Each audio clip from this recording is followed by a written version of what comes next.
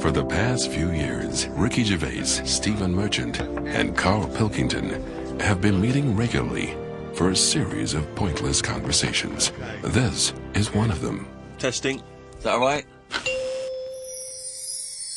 Hello and welcome to the Ricky Gervais Show with me, Ricky Gervais, Stephen Merchant. Hello. And the little round-headed buffoon that is Karl Pilkington. All right.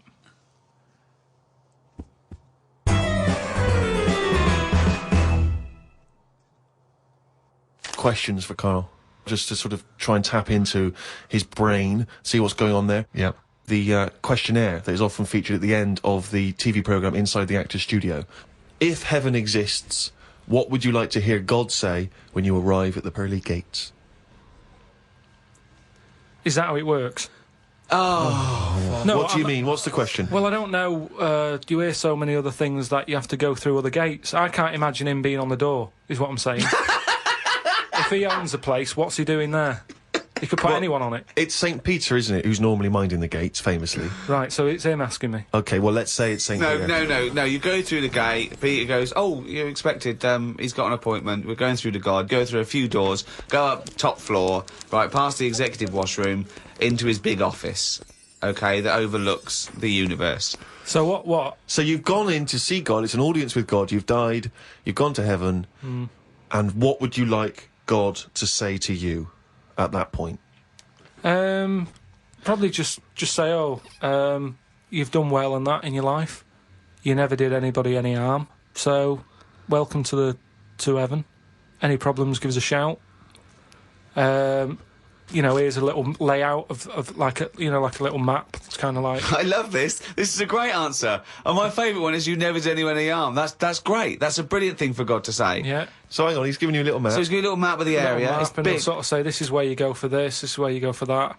I'd probably ask him about the ghost situation. I'd say, am I now a ghost then? Or is this just like another planet that I've come onto? Right.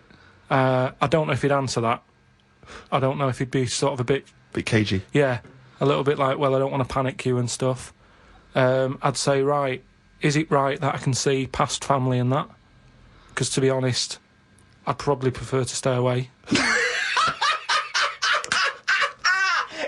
even want to! No, but because the thing is, if that's you've done amazing. I've done all that in this life, so it's about moving on to another life and meeting different people, isn't it? Yeah. Otherwise, what's the point? It's just like the same all over again, but everywhere's white. I mean, I don't know if it is like this. Do you think God would like this podcast? Well, I suppose it just kills half an hour, doesn't it? Well, yeah, but time's not a problem for him, is it? Yeah, it is, because he lives for ages, so he needs loads of filler. I bet he's, doing stuff that he's just like, I'm not really into this, but it's something to do, isn't it? Sudoku and stuff. But I think there'll be just as many problems up there as there is here, because at least people are leaving here. Whereas up there, that's the thing that I'd be worried about the most, actually, that it's really crowded. Because it's years and years of dead people, isn't it? London does me head in. Up there, it's going to be well busier than that. What about teenagers, and do you feel that life was better in, say, the 1950s? I don't know, I wasn't around. So but you understand what it was like in those days? You've seen Happy Days. I don't know, people always say, don't they? Old people always say, it's a better life in the 50s. And it's like, yeah, it was for them. Of course it was for them. They're old now. Being old isn't great, is it? So you're just happy with your lot. I suppose I was happiest in about 1984. Right. A specific year. Why? Why was that? It was just I was free and happy. Do you know what I mean? How old were you? I don't know. 22... He's just counting on his fingers I now. was 12. Right, okay. And it was just good. So the happiest days of your life were between the age of 12 and 13? Yeah, it was good. I had the world ahead of me. Little did you know your hair was going to fall out and you were going to whinge every minute of the day. I had my bike. I like messing about my bike. You had your mates. I had a pet magpie. So you were probably the teenager that you eventually hate? Probably. Were you a good lad, law-abiding? I wasn't bad. I just sort of, just potted about. I mean, when people talk about what was on the telly back then, I don't have that much memory of it, because I was always out. I was always playing out. What were you doing when you were out? Just playing about, just like on a bike or... Just riding in a circle endlessly through blizzards, I loved it. rain, sleet, Loved it. hail. I never seemed to be in. I was always... When everyone always goes, where were you when Band-Aid was happening? I was always out on my bike. And everything was like you and McGregor. A memory's always sort of like coming in for some orange and looking at the telly and seeing Princess Diana's getting married, and my mum says, have you seen this? And I'm going, oh, I'm going out on my bike. I was always doing that. The only time I was in the house... This is why you don't know anything, because you never stopped. Yeah, but this is what being a kid's about. That's what I mean, being free. All the information you have, Karl, is as though you've gleaned it as you raced by on a bike. It's almost like, you know, every piece of information you have. Your hair blowing in the wind. Karl, your hair will blow out one day. Oh, don't talk stupid, ma'am. Was easy. So, yeah, 12 to 13 was good. But you see... And it was all downhill from then, was it? 13, you're a teenager then, aren't you? Life got tough. Yeah, how did it get tough? Just straight away when I was 13, my mum was like, you know, oh, it's your 13th birthday, you're a teenager now. Right. And she gave us a quid to go and get a cake to celebrate it. Went to the supermarket, got a cake, and I just thought, I don't like the look of this. Don't like the look of the way the future is here. On his 13th birthday. Well, you were buying a cake. What did you see at the supermarket? It was kind of like, I don't know, I suddenly felt grown up. And I didn't like it. But I think you were always about 58, really, with your outlook. Well, yeah, my mum always said I was old. She said I was an old baby. She said I could frown before I could walk. So they always had a bit of a worry look on my face. Didn't say much, just always listened. My eyes moved about more than I did. Just sat there looking around, looking stressed. My eyes moved about more than I did. Oh dear, couldn't walk. Well, I can't walk, but I'll try and get a bit of movement in my face. It's a workout, a baby workout. Oh, babies, well, if you can't walk, what about your face? Let your face do the walking. It sounds like that horror film. It sounds like Pilkington's Baby.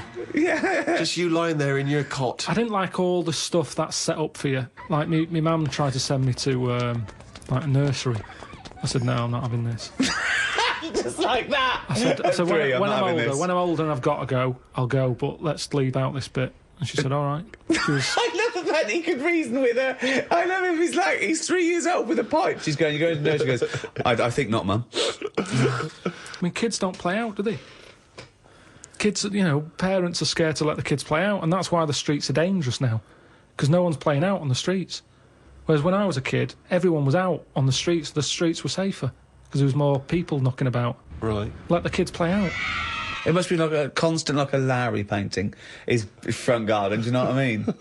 Just loads of people just walking around. There was never any problems. I was sort of taken away by some fella. What? Whoa. No, I was playing about in the garden. Yeah. But my dad's mate, Tony, he did tiling with him. He drove past, and he saw me looking a bit fed up, so he just leant over, picked me up, took me to the pub. Now, the thing is, there wasn't panic. People weren't going, oh, God, where's Karl gone? He's out. Just How old were you? He's down the pub. Yeah, he's 4 years old, yeah. Well, he's only having a... He's down the pub with Tony, probably, playing darts. Yeah, I was about 3 or 4. Sorry, so some bloke drives by who happens to be a friend of your dad's, thinks that baby looks grumpy. Yeah. I'm taking him down to the pub. That's what it Tony, was like. you bringing a baby to the pub? Yeah, I might do, yeah, we're all bringing ours. All right, see you later, mate. Well, that's what I'm saying. Whereas now they go, the baby's gone. There's a big full-on panic going on. Yeah, but I think it says more about your parents that they didn't do that. They looked out in the back car and you were gone. Some bloke's driving off in a van. They're just going, oh, well. They rode down the pub. Doesn't Princess Diana look lovely? This is absurd. So what happened when you got down the pub? I just was there for a bit, and then... For a bit, just had a game of pool. Then my dad came in. It was like, oh, there you are. Oh, there you are! I love that! Oh, where's my baby? I'm just going to have a quick pint now. Oh, there you are. All right, mate. So, yeah, I think things were better back then. Well, it's that time again. It's Karl's diary. Oh, what's he written today? Told Suzanne that I had read that we will have spoken to aliens by the year 2025. Ricky once told me that if a lion could speak English, it still couldn't have a good chat with us because its life is different to ours. If that's true, we've got no chance with an alien. I'd be worried that an alien could read my mind. I had that problem once years ago, when I worked in a studio making cassettes. Some mind-reading woman was having some cassettes made. She waited while I did them. She had a small dog. I knew she was trying to read my mind, so I just thought about the dog. I thought that would confuse her, because she wouldn't understand why I was thinking about her dog. That's amazing. Firstly, how did you know she was a mind-reading woman? Everybody who came in having cassettes done, you'd find out about what the job is. So, you know, if it's a band or whatever, it might be a police station needing blank cassettes to interview people. Yeah. And she had them to sort of use during a thing where they do mind reading and stuff. So you get a recording of it. Yep. And she was just there and she was staring at me like that, just looking over. And a dog was sort of looking worried, and they pick up vibes, don't they? No. They do. And why Were they looking... I'm not being funny. Were they looking at the roundness of your head, do you think? They were just looking at me, and I was sort of panicking a bit. And the more that I was thinking she's reading my mind, I was thinking she knows that I know that she's reading my mind. So I just stopped thinking about her reading my mind, thought about the dog. What were you thinking about the dog? Just running about on the beach. He remembers what he was thinking! No, just so she thought, oh, hang on a minute, it's not his mind, it's the dog's mind I'm picking up. So you thought she'd go, oh no, I'm getting it all tangled up. I've got a cross line here. I met up with my mate Laurie. He said he was in a pub at the weekend and saw a bloke whose hands were on the wrong arms. No! What do you mean? Well, he had his left hand on his right arm and the right hand on the left arm. I don't think this would be a problem if he's been like that from an early age. When I was in Ripley's in LA, I saw a bloke whose head was on back to front. That's more annoying, innit, than your hands. Innit? Now then, would you walk... how would you walk? Would you be walking backwards, Karl, so that you could walk... So you're basically walking forwards? I reckon I'd walk sideways so nobody would sort of tell the difference. It just looked like... Oh, God! He solved it again! He's thought it through. Got home and read my magazine. There was a story about a baby that was born that looked like a frog.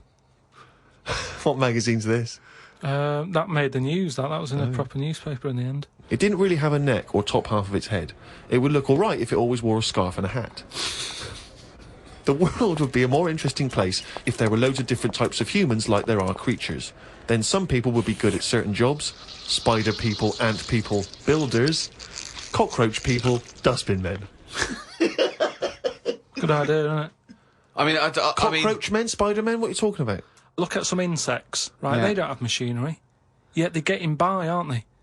They have their lives like we do. They get up, they wander about, they collect food, they tidy up, they fix stuff, they make their own house. We can't do any of that. So what I'm saying is, why aren't we using them? Why are these cockroaches with all these powers and stuff going about? It's all these powers. But how could we use them? How could we harness them? I just told you, dustbin men. Or whatever that... No, what you do mean? said that if they were also men, if they were cockroach men, we could use them. You've left a big bit out, but when that 1-inch cockroach becomes a 6-foot bloke wearing a jacket... It's just that we always use insects for, like, a bit of fun. You see flea circuses and all that, which is all very well, but I don't think it's getting the most out of them. Woke up at 9:55 a.m. Soon as I woke up, I looked at Suzanne and she looked at me. I said, "Did I tell you about the immune system?"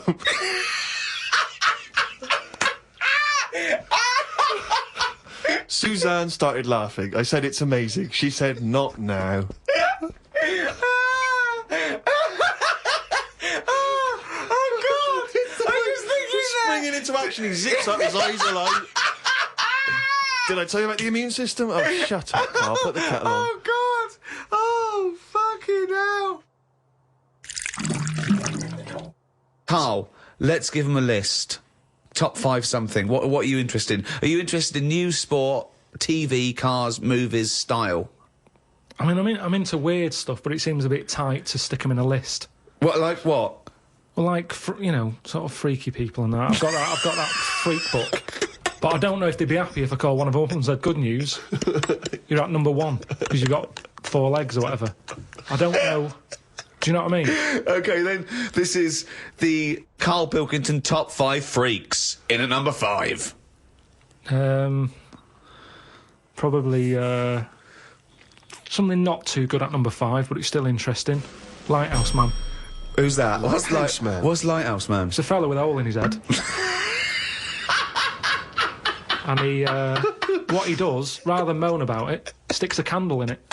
Shut up. What are you talking about? Sticks a candle in it. What are you talking about? Where is the hole? I bet he didn't call himself Lighthouse Man, did he? Well, I don't know. It's just what he got nicknamed because he had this hole. Doctors were like, "There's nothing we can do. Can't fill it." Thought, what can I do with it? And it was of the days when there was no electric and that. You had to walk about with a candle. Right. Just like, hang on a minute. I can have both Got a hands little for candle you. holder here. Stuck a candle in it, and he just got nicknamed the Lighthouse Man. So again, it's not that amazing, but I like the way he was sort of energy efficient. So was it in his forehead? No, on the very top of his head. That's perfect. You don't want it in the forehead, Steve. You'll have to walk back with That'd your be neck ridiculous. crick. So he was like a kind of human jack-o'-lantern. Well, he's a lighthouse man. What did you see? What Sorry, mate. Yeah, I better forgot description about do you that. need than the lighthouse man? So yeah, he's probably at number 5. Wow, that's at number 5, Steve. Number 4. What about pig-faced woman of Manchester Square? Again, you're getting what it says on the tin there, aren't you? Right. And it's just this woman who had a face like a pig. And the rumour was Yeah. that it wasn't a woman. Someone said it was a pet bear and they'd shaved it.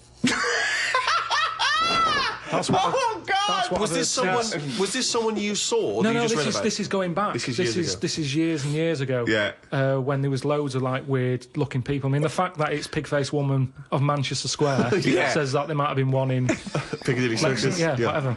So there was a lot more of them knocking about back then. Let's assume that it was a woman, and the first one, the lighthouse fellow, he's a human. Do you think people would object because of their disfigurement, deformity, a bit like being called freaks? Do you think? Well, it gave them a purpose back then. See, if you were a freak years ago, there was work for you. You'd have these circus things. Now, if you've got a funny head, you're on the dole. Number 3? What about Elephant Man? Right. Stick him at number 3. He's Number 3. He's surely the most famous freak ever to have lived, isn't he? he's the one who got me into it. Right. Yeah. Sure. He's a sort of entry-level freak. Yeah. A gateway freak. Everyone is aware of him. If the Elephant Man still existed, right, and you got the opportunity to meet him, and you walked in, a couple of questions. 1, what would your first reaction be? And 2, what would you say to him? What would your first question be? How would I react? Well, I've sort of seen him enough now that it wouldn't shock me. So I don't even think I'd flinch. Okay. I mean, like I said, when I first saw you, that was a bit weird. But now, look, I can look at you. I don't double take or anything. What would I say to him though? I'd probably say, where do you get that at to fit you? You always had that on. Where do you get that from?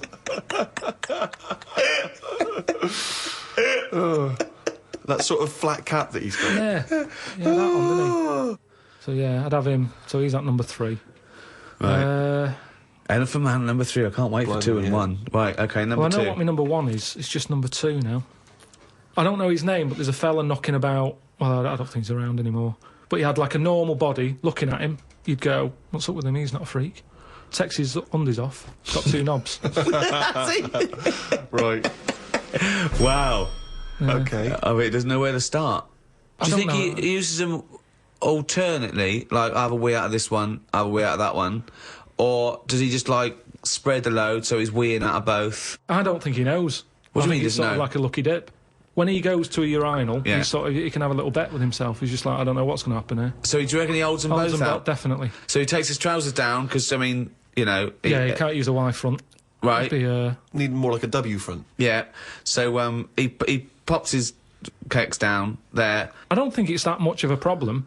It's not like... Well, I don't know. I'd prefer that than Elephant Man's head.